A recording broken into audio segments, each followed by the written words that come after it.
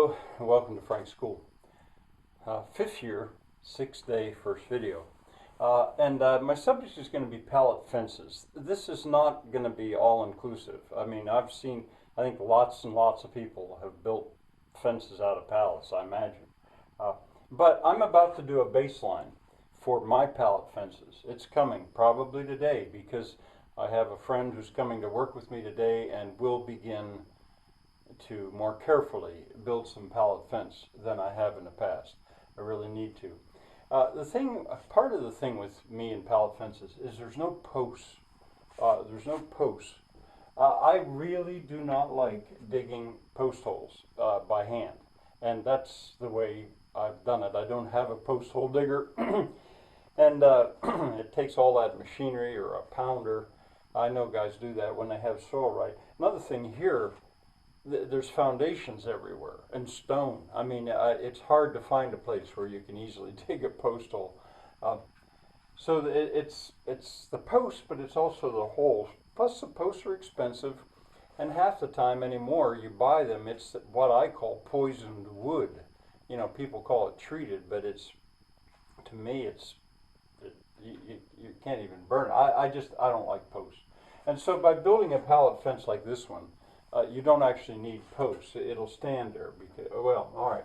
Now, when you go to use pallets, you need to sort them out. That's one of the things that it wasn't obvious to me at the beginning. When I started to get pallets, I just started to gather up pallets, and I started to lay them down, tie them together, and didn't know what I was doing. But 40 by 48 are, I think, the standard pallet.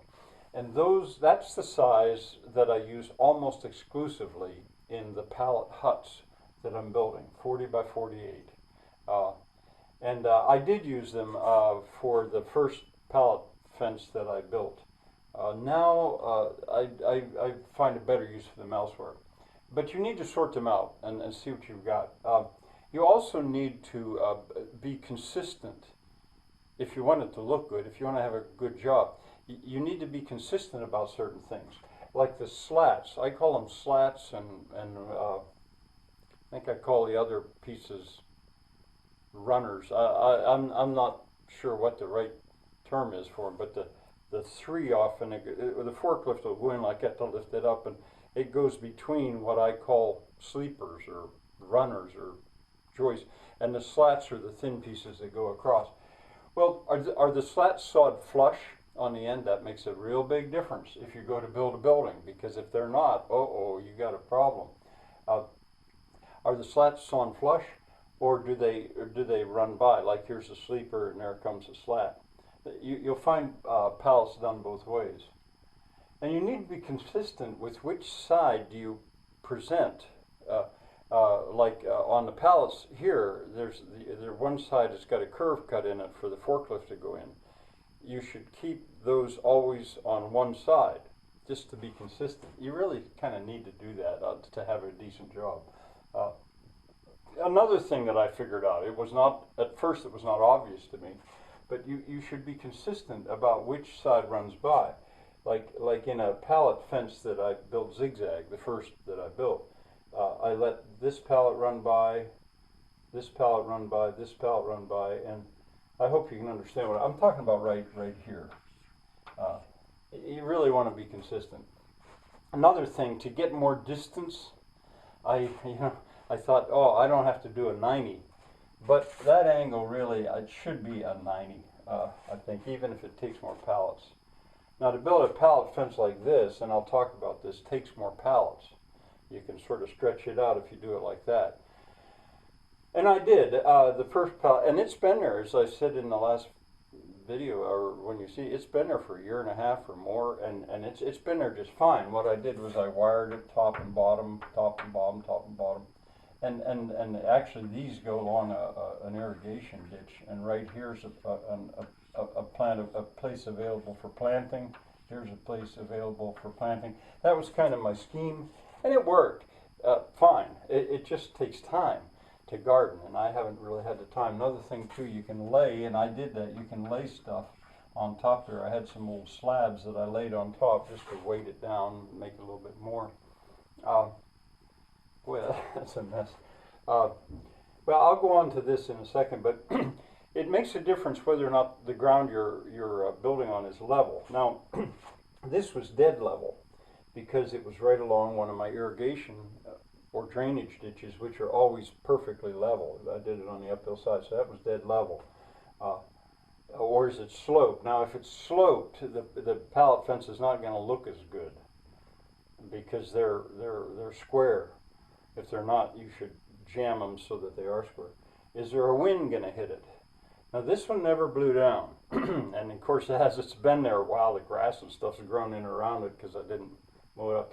I don't see this blowing down. But if you have a pallets that I guess I didn't write down, if the density of the slats is such that the slats are really close together, I had a situation where it was going across the prevailing wind, and I built it like that, and again it blew over when you get a tremendous strong gust of wind, because the wind couldn't go through it. It hit it and it blew it over. I should have written that down. The density of the slats is in, oh, there it is, slat density. That's a factor. Now, on that situation, a couple things here. One of the things I had thought about doing was running boards across in here to give it to get that triangle, to give it rigidity, and also kind of make a shelf. I didn't get around to doing that. I could have done it, and I also certainly could have weighted it with almost anything, tires, to prevent the wind from blowing over. All right, now, where I'm going to start to build slats, and you'll see the baseline, I'll just film what's there, but when you see us starting to build, I had started building like this.